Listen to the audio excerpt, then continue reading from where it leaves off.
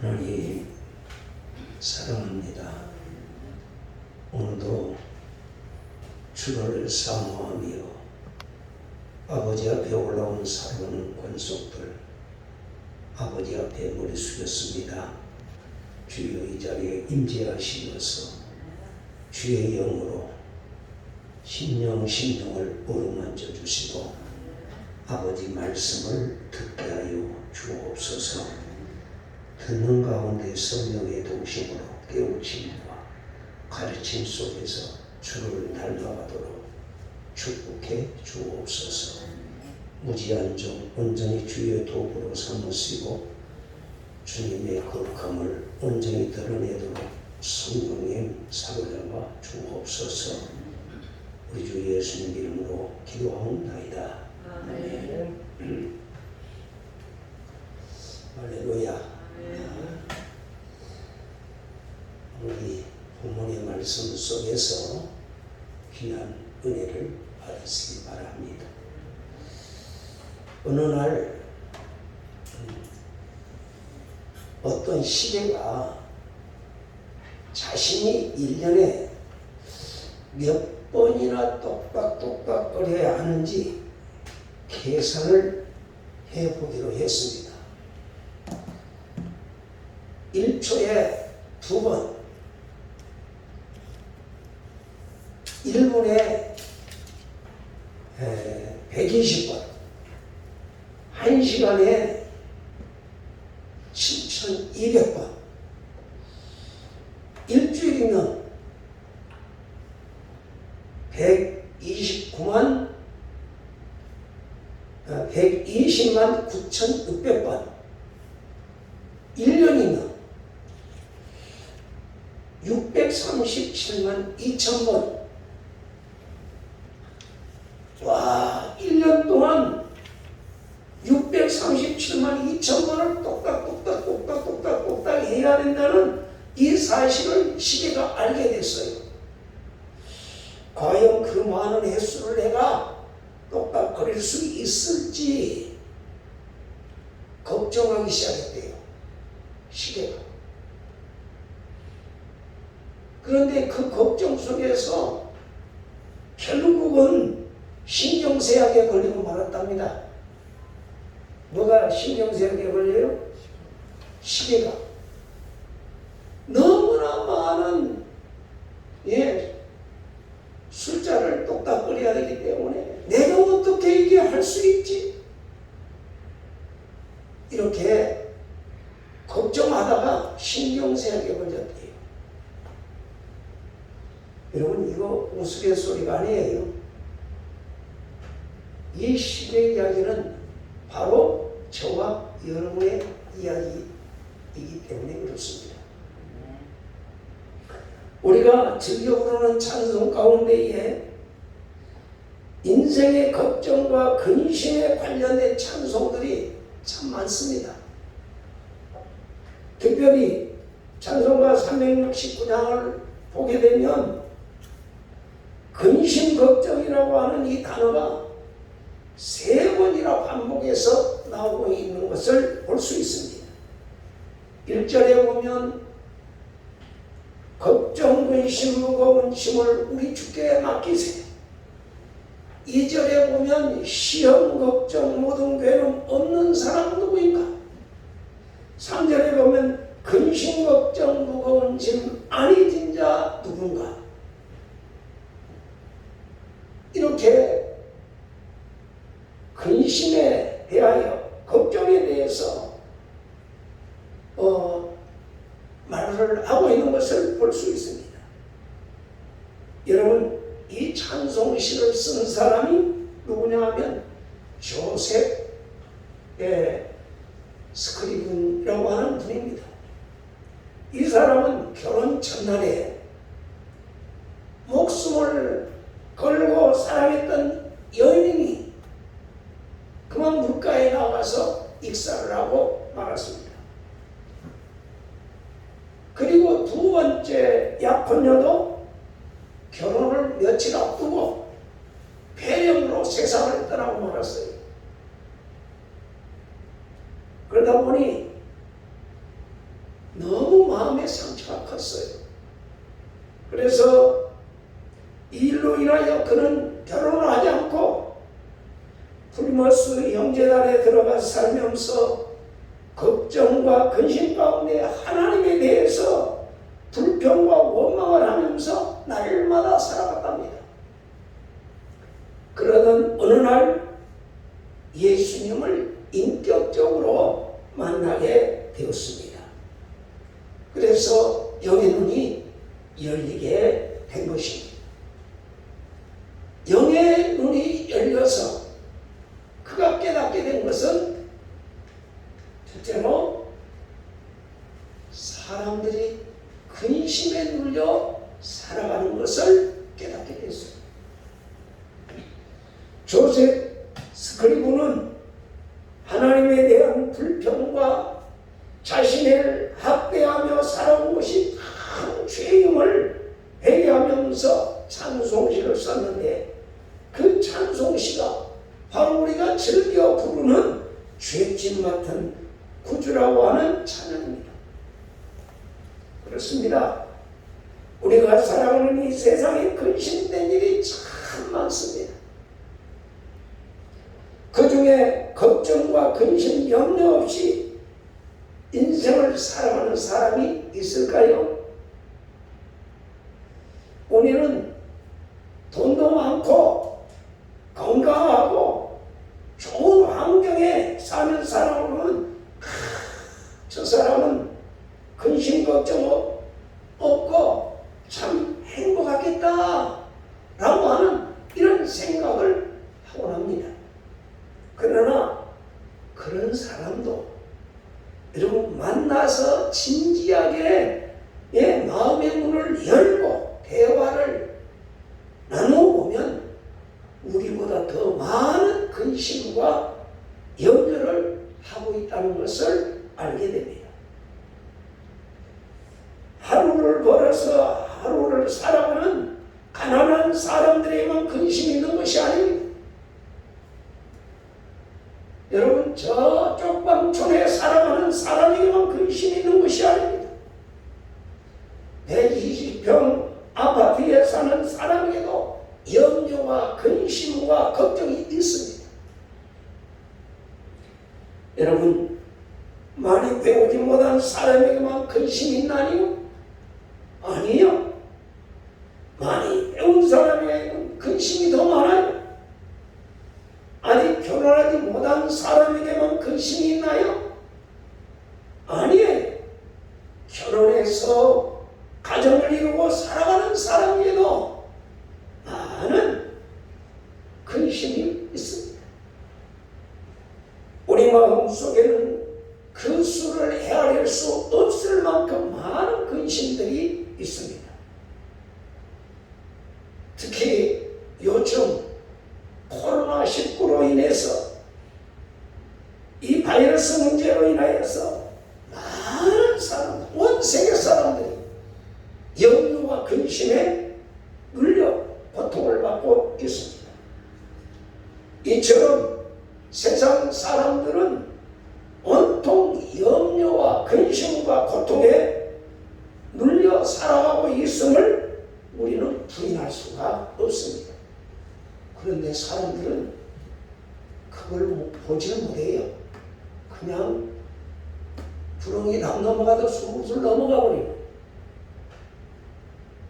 그런데 영의 눈을 뜨고 보니 이 세상의 모든 사람들이 다 근심과 염려에 눌려서 살아가고 있더라 라고 하는 것입니다. 둘째로 하나님의 사람들도 근심합니다. 여러분 하나님의 사람 하면 믿음의 조상 아브라함을 우리가 생각할 수 있는데 믿음의 조상인 아브라함에게도 근심이 있었어요. 창세기 21장 11절로 12절 다 같이 한번 읽습니다. 시작. 아브라함이 그 아들로 말미암아 그 일이 매우 근심이 되었더니 하나님이 아브라함에게 이르시되 내 아이나 내 이노로 말미암아 근심하지 말고 사라가 내게 이른 말을 다 들으라. 이삭에게서 나는 자야 내 씨라 부를 것이니라. 아멘. 자, 여기에 보면 이스마엘로 인하여 아브라함이 근심할 때 하나님께서 아브라함에게 말합니다. 내 아이나 내 여종으로 말미암아 근심하지 말라고 사라가 이른 말을 다 들으라고 말합니다. 여러분, 86세에 난 아들 이스마엘을 내쫓으라고 하니 아브라함이 근심이 안 될 수가 없지요. 그래 근심을 하고 있었던 거예요. 그때 하나님께서 뭐하라고 그래요? 내 안에 사라가 한 말대로 다 들으라고 말합니다. 이 말씀을 보면 믿음의 조상인 아브라함에게도 근심이 있었나요? 없었나요? 있었습니다. 그렇다면 또 한평생 복음을 위하여 살았던 사도 바울에게 근심이 있었습니다. 우리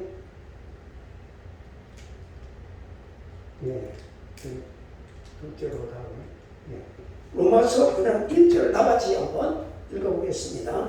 시작. 내가 그리스도 안에서 참말을 하고 거짓말을 아니하노라. 나에게 근심이 있는 것과 마음에 그치지 않는 고통이 있는 것을 내 양심이 성령 안에서 나와 더불어 증거한다 라고 말하고 있습니다. 여러분, 그러면 바울 안에 있었던 큰 근심은 뭘까요? 바울이 잘 먹고 잘 살기 위함이었을까요? 아니면 남보다 더 성공하고 더 많은 업적을 남기기 위함이었을까요? 아니면 어떻게 하면 내가 유대인들로부터 비방을 받지 않고 편하게 복음을 전할 수 있을까 하는 근심이었을까요? 아닙니다. 사도 바울의 마음속에 큰 근심은 자기 동족 이스라엘의 백성들의 구원이었습니다. 어떻게 하면 나의 동족 이스라엘 백성들이 메시아로 오신 예수를 믿고 구원을 받을 수 있을까? 이것이 바로 사도 바울의 마음속에 있었던 큰 근심이었습니다. 여러분, 본문에 보면 예수님께서 뭐라고 하죠? 너희는 마음에 근심하지 말라. 여기 주님께서 제자들에게 뭐라고 했어요? 근심하지 말라. 이렇게 말씀하신 것을 보면 제자들에게 근심이 있었을까요? 없었을까요? 제자들이 근심하니까 예수님께서 너희는 근심하지 말라고 말씀하셨죠. 세 번째로 제자들에게도 근심이 있었습니다. 주님을 따르는 제자들 무엇 때문에 근심했을까요? 성경을 보면 제자들의 근심은 바로 요한복음 13장에서 제자들에게 하신 말씀 때문이었습니다. 그들이 어떤 말을 들었기에 제자들이 근심을 하였을까요? 첫째로 너희 중에 하나가 나를 팔리라 라고 하는 말씀이 있습니다. 요한복음 13장 21절 말씀에 보면 내가 진실로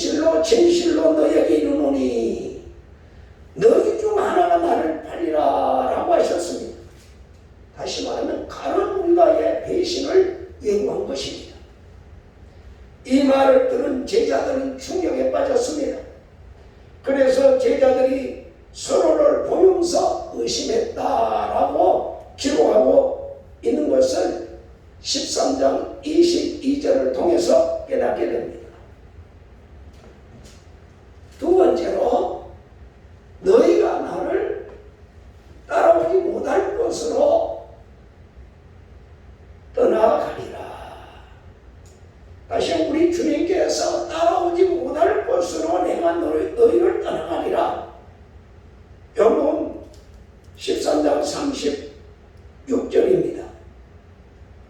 시몬 베드로가 이르되 주여 어디로 가시나이까? 예수께서 대답하시되 내가 가는 곳에 지금은 따라올 수 없으나 후에는 따라오리라 라고 이렇게 말씀하셨어요.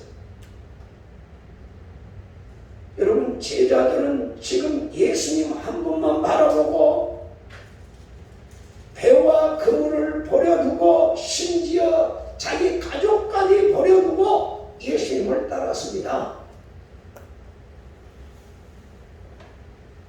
제자들은 3년 동안 예수님만 바라보면서 여기까지 왔는데 이제 예수님께서 자기들의 곁을 떠나신다는 겁니다.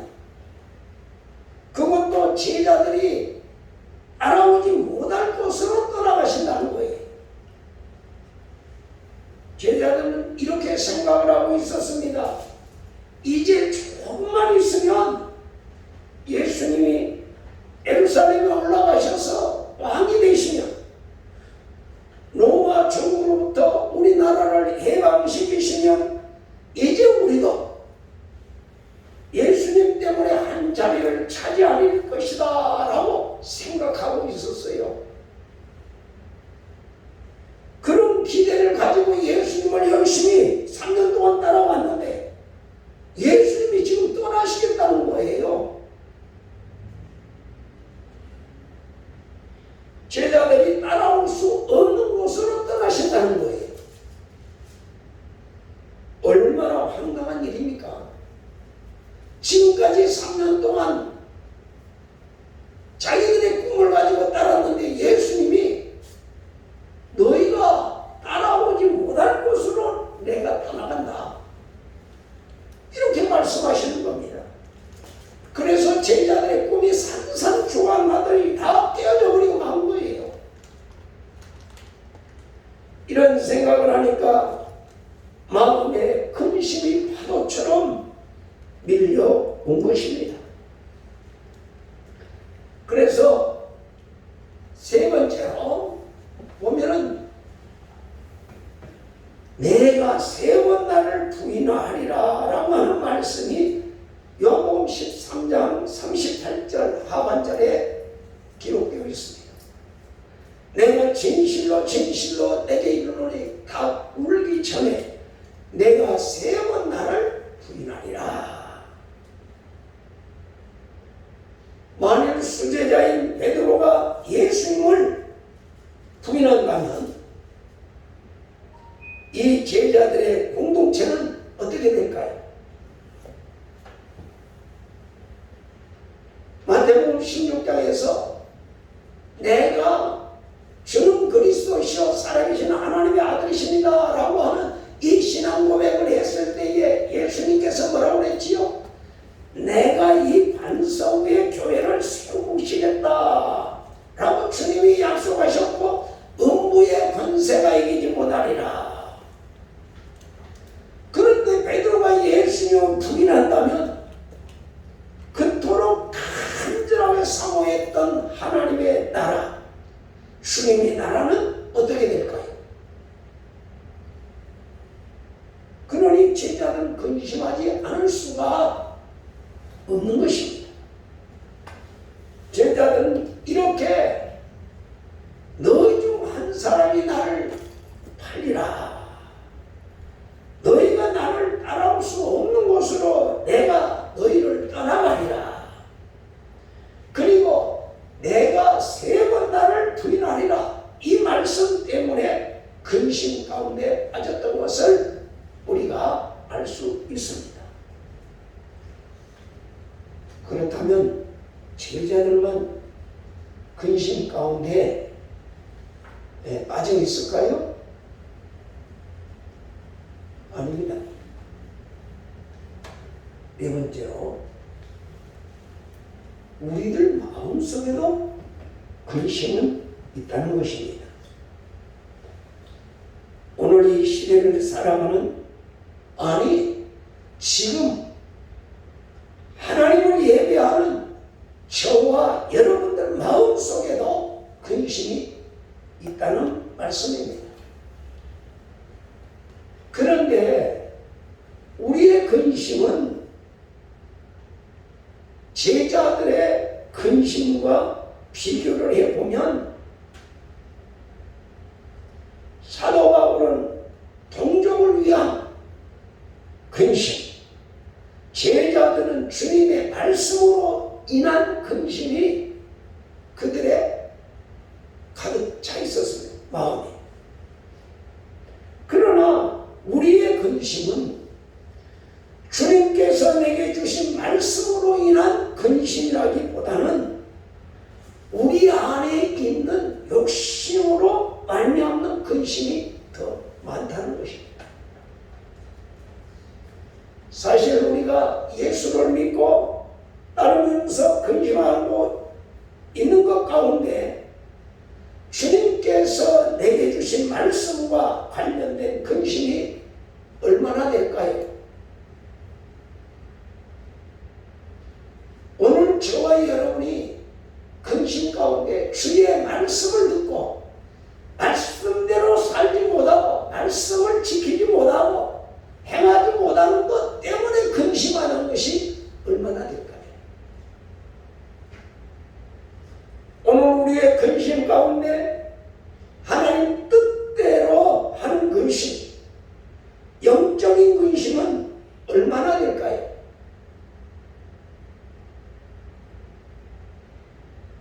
여러분, 우리가 신앙생활을 어떤 사람들은 1년, 10년, 20년, 30년, 40년을 했는데 오늘 냉정하게 한번 생각해 보세요. 시간이 문제가 아닙니다. 내가 얼마나 예수를 믿었는지가 문제가 아닙니다.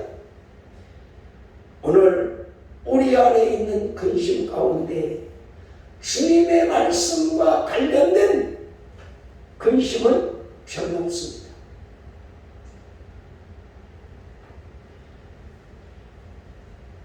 하나님 뜻대로 하는 근심도 별로 없습니다. 주님이 세우신 온된 교회를 위한 근심도 별로 없습니다. 예수님이 나를 보내주신 예수님이 나에게 주시는 사명에도 별로 관심이 없습니다. 하나님이 우리 교회에 주신 비전과 또 우리 한국 교회가 앞으로 나갈 대안과 그리고 지금 이 시대에 무너져 가버린 우리 다음 세대 여기에 대한 근심이 없습니다. 여러분, 우리 교회도 청소년들이 별로 없어. 유초등부가 없어. 저와 여러분 죽고 나면 주님의 교회는 어떻게 될까요? 여기에 대해서 근심해 보셨느냐 그 말입니다. 여러분, 오늘 우리는 어떤 일이 있어도 우리 주님께서 주신 이 복음을 우리는 다음 세대를 일깨워서 그 복음의 바톤을 넘겨주고 주 앞에 서야 되지 않을까요? 이런 마음을 가져야 주님의 마음을 가진 자이고 주님이 기뻐하는 자가 될 것입니다. 그런 사람을 통해서 하나님이 역사하시거든요.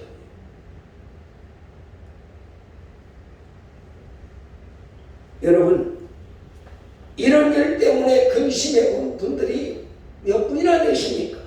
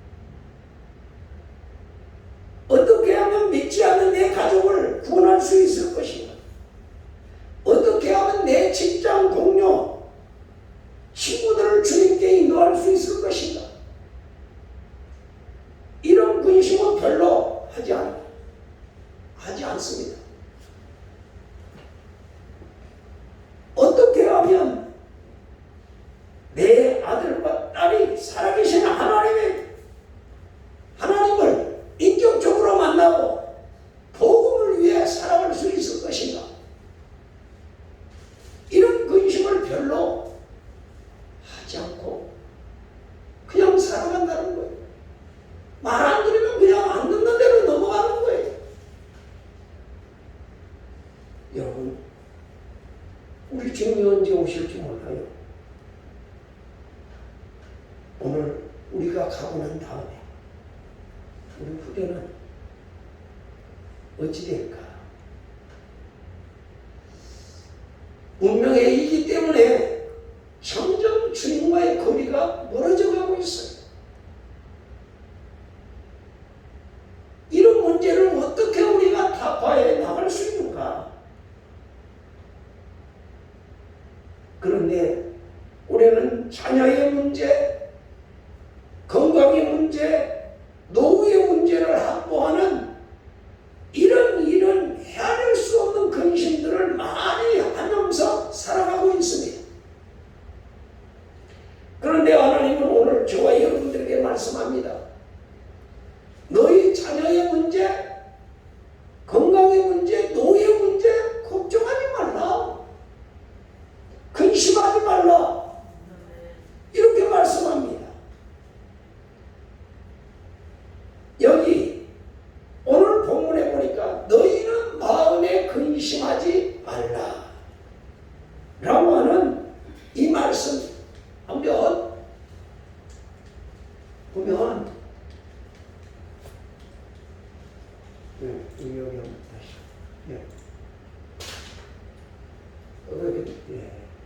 너희는 마음에 근심하지 말라. 이 말 속에다가 너희라고 하는 말에 자기 이름을 넣어서 한번 읽어보시겠습니다. 시작. 여기는 제 이름을 넣거든요. 여기를 읽으면 안 되고 여기 성수라고 하는 여기에다가 자기 이름을 넣는 거예요. 크게 좀 시작.